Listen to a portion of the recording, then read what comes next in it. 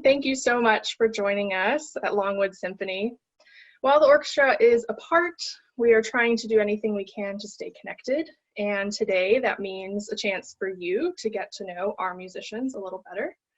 And I'm very excited to have with me Dr. Julie Reimann, who is a member of the cello section of Longwood Symphony. Hi, Julie. Hi, how are you? I'm well, thank you. Good. So, Julie, tell us what you do, how long you've been in the orchestra. Just give us a little background. Yeah. So, I've been in the orchestra for this will be my fourth year. I joined in 2016, and I am a pathologist, and I specialize in skin pathology, which is called dermatopathology. So I look down a microscope all day and make diagnoses on skin biopsies. And I am on the staff at an outreach lab at Massachusetts General Hospital. It's called MGPO Dermatopathology Associates. So that is what I do as a physician. And then as a cellist, as you know, I play in the Longwood, and I also have a duo that I play with called Duo Amie, and I do a fair amount of chamber music. What has changed in your day-to-day as far as your home life, career, music, anything? I'm sure it looks way different than it did 2 months ago. Yes. It definitely is. I still go into work every day pretty much, but the amount of time that I spend in the laboratory is reduced because obviously as many practices have decreased their hours to minimize, patients being exposed and staff being exposed, the number of biopsies that are coming in for me to diagnose are significantly reduced. And at the lab, we have, we're kind of down to a skeleton crew. We all wear masks. We are all extremely careful and all spaced out accordingly. We each have all the pathologists have their own offices. So that's good. So I feel like I'm in a very safe environment. MGH has been really fantastic in supporting the staff and making sure that we're, as safe as possible. So I have had the reduced hours, which is, I miss being able to just go in and do the work that I want to do and that I love to do and that I need to do. And it just reminds me every day of how everybody is putting off, important diagnostic analyses on all levels, including, skin cancers and that type of thing. So that has changed. And in addition, I have two children, two boys, 12 and 14. They are at home every day. So I'm involved in their homeschooling, which is entirely new to me and probably arguably the most difficult thing in the change in my existence. That's quite challenging. And I think really the kind of the emotional aspect of the toll that this takes on kids is high. I mean, they see their parents, it's a time of uncertainty, increased stress, and for them, they intellectually they understand, but they want to be with their friends. They're being cooped up like this. Even learning like this is a whole different approach to learning rather than the more interactive lessons online. I mean, they do have online classes, but so that's a big change. So we have sort of a structure in place for that. My husband is working 100% at home now, but he's constantly in meetings. So our whole life schedule has been disrupted. But and then the other aspect too for my music, as you know, I'm very involved musically, and I trained professionally as a cellist at Curtis Institute of Music, and I do a lot of performing, mostly recitals and chamber music. So the duo that I perform with, we had concerts scheduled. We had the chamber music groups that I perform with professionally also, had concerts scheduled that are delayed or postponed. So that's heartbreaking for me as it is for every other musician. And I have been trying to bring some music back into my life by both just practicing and learning new pieces, particularly some of the solo cello repertoire, but also my duo, we've actually started to put together concerts that kind of together at home concerts where we work and we record separately, and then we put it together with the videos side by side, which is actually a whole new way of really quite honestly approaching music and interaction. And it's not the same. and I still, nothing trumps the live performance, but it has an interesting, even sort of intellectual aspect to it. And I'm learning technology that I hadn't, utilized before, which is kind of fun as well too. But that's how I'm trying to keep up my music. And I'm trying to donate to all the artist relief funds that I can, and just help get the word out about what other artists are doing to try to support the arts during this time. That is what's also very heartbreaking to me, is to see so many people whose livelihoods also depend on their essentially their gigs and and freelance approach to playing, and suddenly having nothing. So yes, so there lots of changes. Absolutely. And I think everyone knows Longwood Symphony is all volunteers, Yes. many healthcare professionals. Yeah.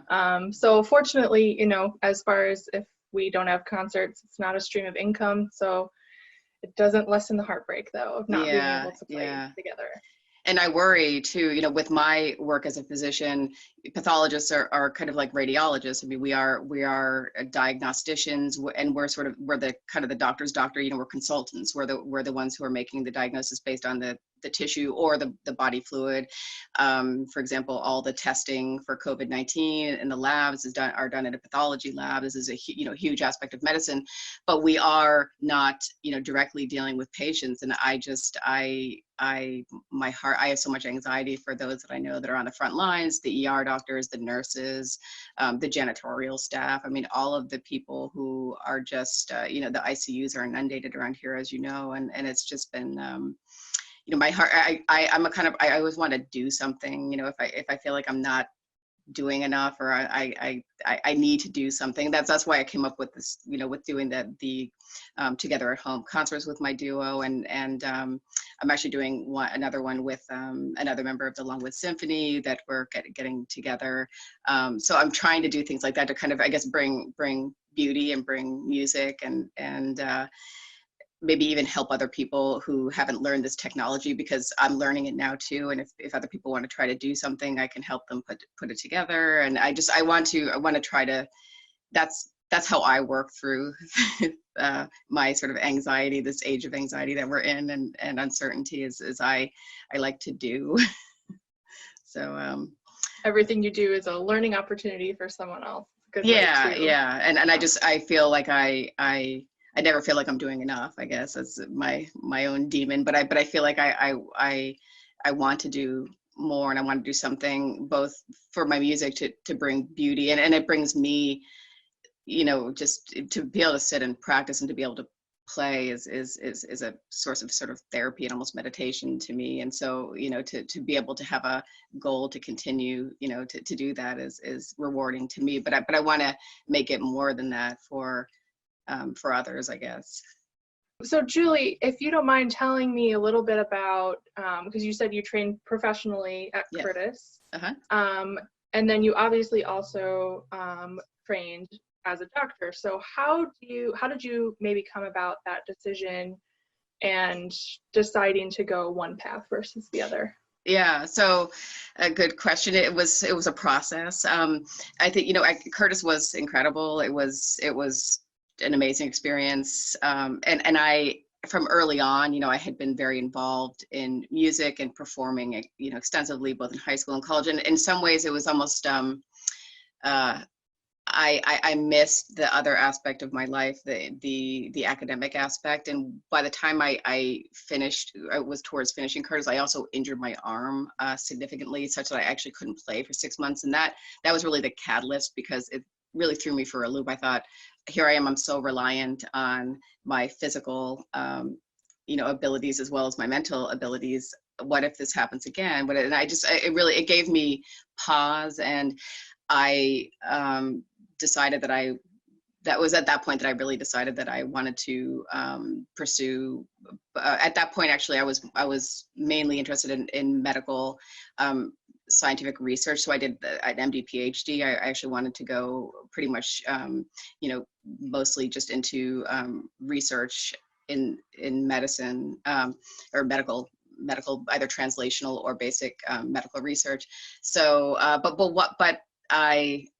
the great thing with having done the training that I did and reached the level that I did is that it was not so difficult for me to maintain that level, more or less, by I kept performing, even, you know, during med school, during my PhD, and actually even during my residency. And really what really, there was a couple of years when I had my kids where, and when I was finishing my fellowship and starting my first attending job, that my thing, I did not play that much for a span of about 3 or 4 years. So that did me in a bit. But then the wonderful thing with my kids is that as they picked up instruments, you know, I started playing with them, and I just started playing more again. And then I, you know, got back to playing more, and now it's just been, you know, a snowball effect that I've been actually playing, you know, a significant amount. And it's almost juggling 2 careers now for me, because I have been doing a lot, which is wonderful. But